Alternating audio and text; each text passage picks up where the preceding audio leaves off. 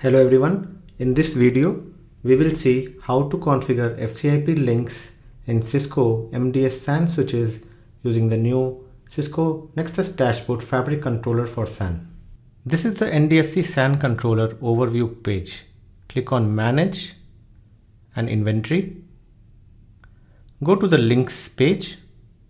Here under Actions you will see the option to configure FCIP, create new port channel and edit port channel. Click on Configure FCIP to open the FCIP wizard. First, select the two switches between which you want to configure the FCIP link and click on Next. I am going to create the FCIP link on IPS ports 7/5 and IPS port 2/7.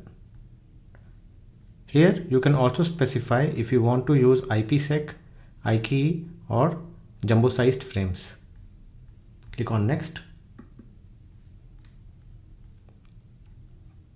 Specify the IP addresses for the ports and add any specific or necessary routes.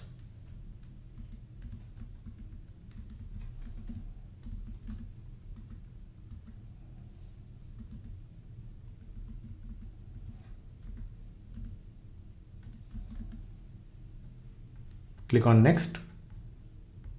On this step, you can specify the tunnel properties like max bandwidth, minimum bandwidth, RTT. You can also enable features like write acceleration and compression and can give the number of connections that you want. I will leave everything to the default values for this video. Click on Next. Next, you can specify the FCIP link properties here. This is also where you can see what tunnels and profiles are already configured by clicking on the View Configuration. I am going to leave everything to the default values here.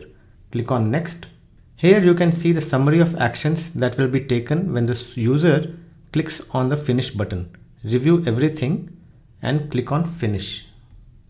Click on OK. After a few seconds, refresh the page and you will see the new FCIP link that we just created.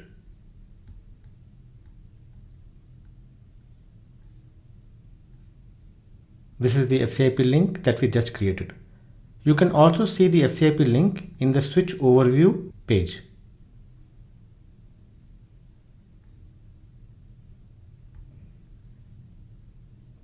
Under the Interfaces tab,